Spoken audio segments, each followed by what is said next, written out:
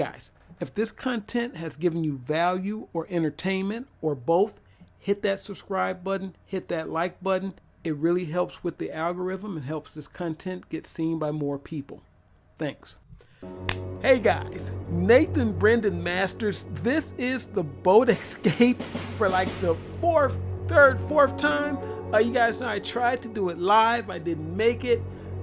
Not yesterday, the day before yesterday, I did make it. Played for about an hour and 30 minutes. My microphone was on, so I couldn't edit the noise out of the footage, so I had to play again, and I'm just now managing to pull off the boat escape. So now, before I jump into this, for those who are new here or haven't been around for a while, this is Hexcraft Mechanics Ultimate Control.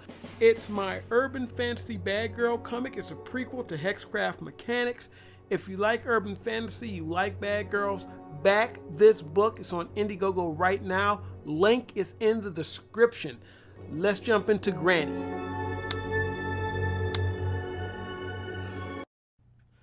Alright guys, now I'm trying to do something a little bit different today with the editing. I'm trying to keep the pace, keep it fast paced, but some of those points where there's tension, I want to try to keep that in the game. So I'm going to try to do that with this while keeping the pace. So I'm going to grab this key and remember this key later on, because it's good that I did that. So get that out of there. The difference between this and Evil Nun is there's really more to remember in Granny. You got to really remember where things are, remember what you've done, what you haven't done, what you've searched, things like that. So that's a lot, because with Evil Nun, getting the front door escape, that's actually very easy. You can do that in under 10 minutes or so if you're really good with it. The other escape, you can even do that pretty quickly, if you know where everything's at. And once you kind of know where everything's at, there's a little bit less stuff to get and do. Where with this, I mean, even when you talk about the epic escape is like the only thing that you have a lot to do, and you have to be really good at, getting around. With this, there's a lot of things to remember, a lot of places. You got to remember where this was, you got to remember where that is, you got to know where everything is at. And I don't know if they're still working and updating this game, because it came out a year ago, so it's very possible that they're still doing updates and stuff to it. Because when I played it the other day, I couldn't find the boat wheel at all. I couldn't find it. It was not in any of the places it's normally at. And I ended up having to do the little target practice game. I did that, and that's what took me so long, looking for the boat wheel. And I did that, and I actually discovered the helicopter. I got to the roof. The helicopter's on the roof. Here you see me take, I think I've done it already. You're going to see me grab the fuse, but I didn't do anything with it because I really didn't need to get up there. Once I got all the stuff, I got the boat wheel, or the boat steering wheel here, and I found everything. I didn't really have to go back up to the roof, but I made it to the roof in the other game, and the helicopter was there. And so basically, if you find all the stuff to get to the, to get the boat escape, you've pretty much found a lot of the stuff you need for the helicopter escape. So I might be doing the helicopter escape I might be doing it maybe this week, next week, somewhere in there. I'll get to it, but you pretty much find that. So you got to decide, I think, between one or the other, because if you use the gas for the boat, I don't think you can use it for the helicopter. It's like one or the other. So I got that, and I was kind of shocked. I was like, oh wow, the helicopter's up here. So I wanted to reveal that to you, and I also had Grandpa dancing when they play the Granny's House song, and Grandpa is dancing to it. I had that, but I got rid of all of it. So that was a good one though. That was a good game. I was gonna keep that in there when I did the editing. I think you guys would have got a kick out of that. What I did figure out though is all of that stuff helps you with the game. When you hear the music come on by itself, that means Grandpa, like you can turn the radio on. Apparently that's the only song it plays, but you can turn the radio on. When you turn the radio on, you hear the song, but when you hear it come on by itself, that means Grandpa's upstairs. When you hear the piano kind of play off tune, like you'll hear piano subtly all through the game. But you'll hear at some point the piano just go doom doom doom doom doom doom doom. Like it'll be kind of off key. That's Granny. That says, okay, Granny's downstairs. I think I told you guys this before. It says she's downstairs in the living room. Okay, so you listen out for that type of stuff. You'll know where they are. The walking is not as good as Evil Nun. Like when Evil Nun walks, you know she's right up on you, because like the more she walks, the faster she walks, it's almost like it's real life, where it comes closer to you, it gets louder. With this, it's a little bit different, because you'll hear them walk, but you won't necessarily know where they're at. The good thing is you'll hear Granny run. When you hear Granny run, you know wherever you are right then, you need to not be there. Of course, when you hear that bell, she'll run downstairs, so that's that's good too. But if you make a noise and you hear some feet speed up, you hear her running, that means wherever you are, you need to be not in that place. And then you have to be careful to make sure that Grandpa doesn't get you as you're running away from her. You'll see that happens a few times in this game. Now, I got the taser here. There's some things that I've kind of learned. What I like to do is, if I need to tase one, it was almost a thing that if I tased Granny, Grandpa was coming like instantly, like he would be there in a few seconds. What started happening now is I would tase her and he may or may not come. Most of the times he does, sometimes he doesn't. What I've kind of learned to do is once I tase somebody, if I get the feeling that, this ain't gonna work out right, I don't always feel that I have to wait around and tase the other person. Or if they're coming at me too fast and I'm unsure, I'll just leave. If I'm having trouble picking up the thing that shoots out, picking up the stun gun ammo, I'm not going to worry about it. I'm just going to move on and keep going and go around maybe in a circle, come back and get it then.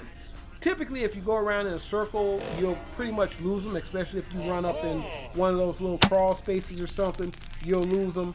So I've been doing some different stuff with this game. I still get caught up sometimes, but it's a lot better.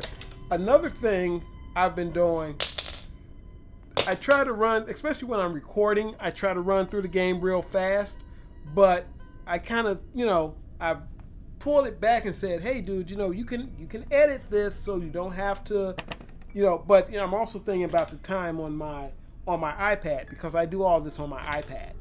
Now, I only have the 62 gig or the 64 gig iPad Pro, which they don't even make those anymore. They don't even do 64 gigs. Like the base iPad Pro now is 128 gigs.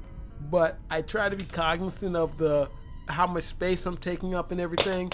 These videos take about an hour or so. This one took about 45 minutes, so I think that's good playtime. That's where the stuff is, because I'm obviously I'm learning if one thing is here, the other things will be here, but you got to kind of remember all that, and I don't always remember that sometimes. Like I'll know, okay, well, this is here, that's there. Now wait, where's this other thing going to be?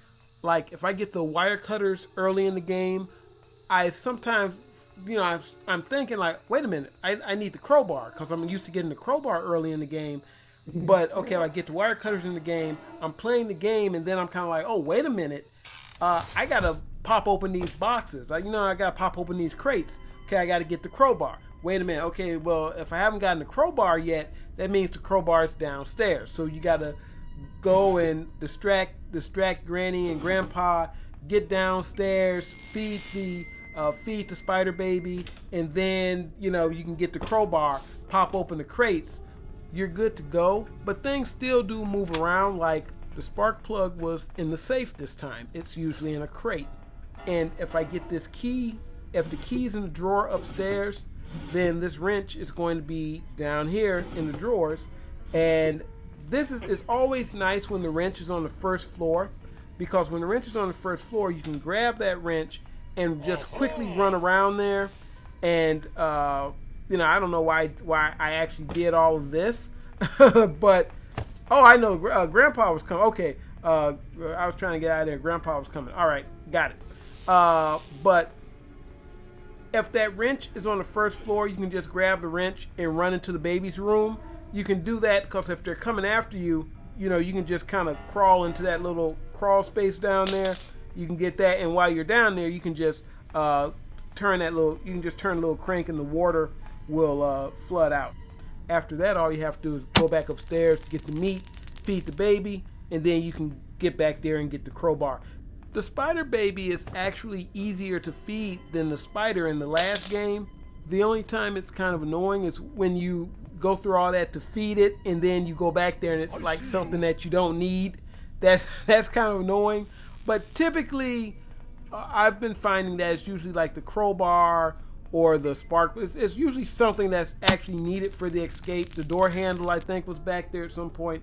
So those things do seem to flip around a little bit, even when you think you have it down where they are. You think you know everything's going to be in these different places. Even then, you can be thrown off because, like I said, I think they do go in and update this game every now and then. I think they're still doing it. I think they do that with these mobile games for about a year or two, and then they just kind of let it go. I'm actually enjoying these gaming videos a lot, enjoying them a lot more than I thought I would, actually. I get to take a break from all the other stuff. I'm still promoting the Indiegogo, and that's another thing. Like when you're doing these Indiegogos and you're not like one of the big shots, you know, you have to remember to promote the Indiegogo. So if I'm making a video, I'll remember to promote it. But I know there's been a day or so that's gone by where I haven't promoted. I haven't tweeted, I haven't done a video or something like that. So I'm trying to stay on top of promotion as well as drawing and stuff. I'm still in production. For those who don't know, I'm actually still in production for Hexcraft Mechanics Ultimate Control. I'm working on that right now. I have my art editor has a lot of those pages. She does my colors, and we're working digitally, so she'll basically do something and show it to me, and I'll go in and say, okay, change this, change that, you know, make this that color, stuff like that. In fact, we've been talking on and off while I've been editing this video, so that's really nice to have that instant feedback. You're basically working in real time. So the next thing is Victor Lock, Demon Noir issue 2, and Vampire Alliance.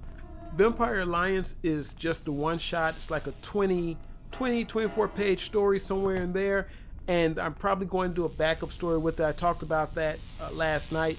And another thing that I plan to do is, and this is probably going to be in the next month or so, I'm going to do a 3-book set. So it's like the 3 main books. I may have talked about this before, but I'm thinking Epitaph Bread and Salt issue 0, like the beginning of the end book.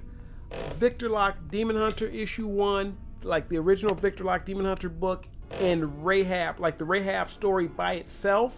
So I might do that in the next month, or I'll say in the next 2 months. So probably after this campaign, I'm going to immediately go into going to Vampire Alliance, and then we're gonna go back to those 3 books, and then Victor Lock Demon Noir. So we'll just do it like that. We'll just kind of keep it going, and finally we'll get down to Hexcraft Mechanics issue 3, and that'll probably be closer to the end of the year. I'm going to kind of move the manga book to next year. You know, basically this is pretty interesting because there's a full, I got a full plate.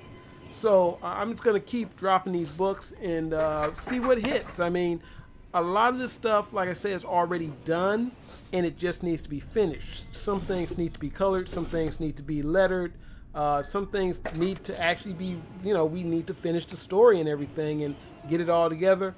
I change for these Indiegogo projects. I do change formats a lot.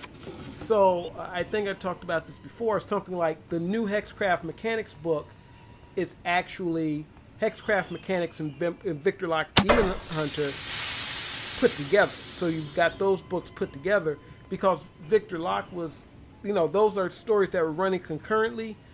But Victor Lock is the book that has the action and all that stuff in it, whereas Hexcraft Mechanics by itself is mostly drama. Victor Lock Demon Hunter deals with Victor actively going out and taking demons down and solving cases and things like that, whereas Hexcraft Mechanics really just deals with the Darksiders. It deals with Night Evil and the Sisterhood of Lilith, and it deals with the rise of magic and stuff like that. There's a lot of world building in it and a lot of drama and intrigue. Victor and Decoy and all those people pop up in Hexcraft Mechanics. Even Night Phoenix originally was supposed to pop up in Hexcraft Mechanics, but I really want to kind of keep Night Phoenix on the sci-fi side until they kind of need it to all get together. But Hexcraft Mechanics is where everything spills out from. So the way I initially envisioned it is all the problems start in Hexcraft Mechanics and they get solved in the other books. So the problems that are happening with Victor Lock, they started in Hexcraft Mechanics and then they get solved in his own series. But the way I'm doing it now, because of how I'm pushing the books, I'm doing the Indiegogo thing, so we're adding more pages, and I really don't know what the formula would be for a standard 20-page comic. I think when you get like 36 pages, and you get up like that, people are more interested in buying your book.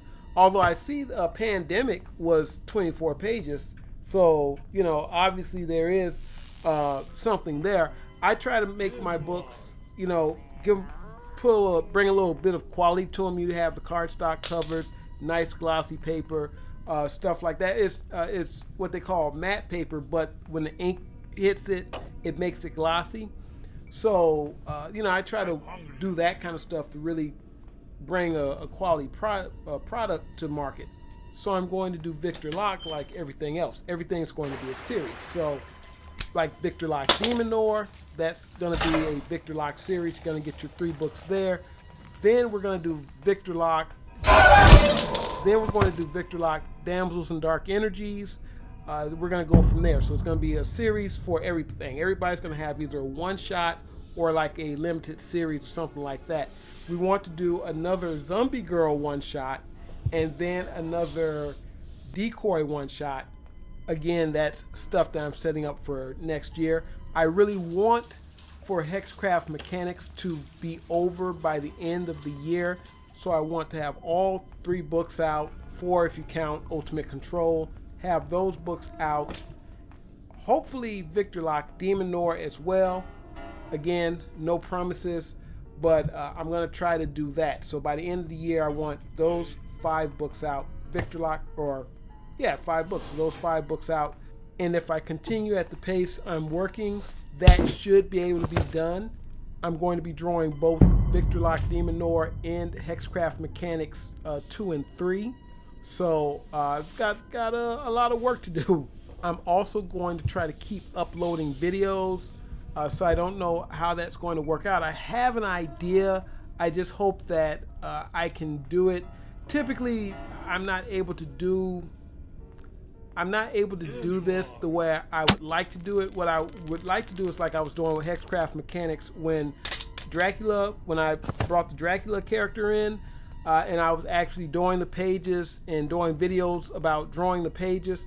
I want to do that, but those videos don't get a lot of views, and I really wish they did because I actually like doing that. But I don't know. It's like when I'm doing the videos, I'm not really in the spirit of drawing, and when I'm doing when I'm doing those videos, it's kind of different. Like if I'm drawing in my sketchbook or something like that, it's really hard for me to kind of connect the drawing and the uploading videos, when I'm actually drawing a comic book, but I really do like it. I like, I like sitting there drawing. And I think it's because it kind of takes me a long time to draw.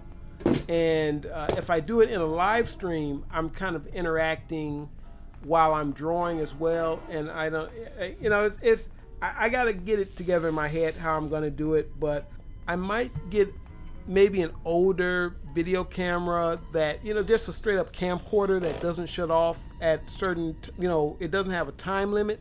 I might go ahead and drop some cash on, basically an old school camcorder. It takes me about 2 or 3 hours to do a page. So basically I do that, and then I take the footage, and you guys see I speed it up until it's about 15 minutes. I think that's pretty good time for a drawing video. The issue I have with doing that kind of video is as I'm drawing, I have to stop and change the batteries. Like with the Sony, I usually go up through about 3 batteries, and even more with the Panasonic. So I might just go ahead and get a camcorder and just take care of all that. Or, if I'm doing it live, it's not really a problem because it's just live streaming. So that might be something I want to think about doing with my iPad now that I have StreamYard. So those are all things that I'm thinking about.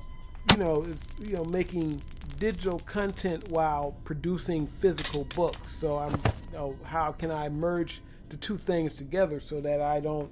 What I usually do is just stop making videos while I'm doing my books and things, and I don't really want to do that. I want to try to keep at least 4 times a week or something like that, 4 or 5 times a week uploads. I want to try to get something up every day if possible, but if not, at least 5 times a week. And I don't want to not upload because I'm drawing. I want to merge all that together. I want to upload, I want to draw, I want to do all these things. But I do, there is a point where I start questioning, how valuable the uploads are just in general. I mean, you look at this, I don't make any money off of these YouTube videos. That's under Susan Wojcicki, that's pretty much a thing of the past for me. Like I say, it used to be a thing where every month I would make something, even if it was just $100, $200-300, something like that, and that would be money put toward production. So you would get something back from making the videos. Now I don't get anything really for making these videos. Every few months I might get some money or something. So you really start thinking what benefit are the videos. They don't even like I said before, they don't even let my videos get out to anybody. The same few and let me also be clear. When I say this, I'm not dissing anybody or throwing shade on anybody. I love the people who consistently come and watch, but obviously, I want more than just those people. So those same 30 to 40 people who come and watch my videos, I want more. Obviously, I want more people watching my videos. I want people sharing my videos. I want people, but I do definitely. I'm happy that I have people who actually do love my videos and they show up for every video. And I'm glad you guys are here, and I hope you stay with me. I hope you enjoy what I'm doing and everything. And I'm gonna try to keep putting out content and stuff that you guys will like and will return for. Because at this point, I really do this for the love of it and for the camaraderie. Especially when I first got with CG, there was a lot of camaraderie and everybody was together, and it was a lot more fun.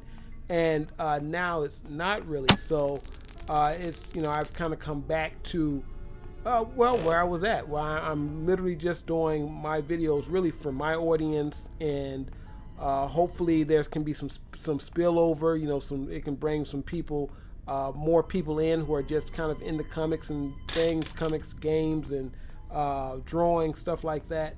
So I'm trying to just bring those people in, and like I said, I'm doing it really out of for the love of it, because there is no real profit anymore in YouTube unless you can get, unless you can blow up. And it's much harder to blow up now than it was, say, 6 years ago. I know people get kind of tired of hearing YouTubers go on about the golden age of YouTube, but it was a lot of fun. That time period was a lot of fun. You got a lot of I don't know. It's almost nostalgic now. It's weird because, especially like when Leafy drops a video now, he'll do like a 30-second to a minute video, and everybody watches. Everybody gets excited. It's weird to have something that wasn't even. I don't think it was even. It wasn't even 10 years ago yet, and it brings that kind of nostalgia back. It brings that kind of feeling of the good old days back. But we have made it, guys. This is the boat escape. So if you remember, there was a spark plug in the safe. So I'm going to run back in the safe and get the spark plug, grab that up, and that is the last thing that we need. I'm going to put that in the boat just there. And if you remember, I opened up the gate earlier, and I threw a boat key right here. This is the boat key. Threw it right there. And I did that because that was going to be the last thing that I was going to need. So the gate is already opened. I did that earlier, first thing with the padlock key, and we are done. So this is the boat escape, guys. This is how you do it. You're going to need 5 things. You're going to need the boat key, the steering wheel, not the hand wheel, the boat steering wheel, the padlock key, the gas, and you're going to need the spark plug. And that's how you escape Granny's house. All right, guys, thank you very much, especially those who sat through this whole video. You guys take it easy. Nathyn Brandon Masters. Hasta. Don't look back, we're here to stay. A life we knew would come one day. And this is it, the borderline to where the future leaves us behind. The fire will burn and never die. Looking through the eyes of a brand new life. It's so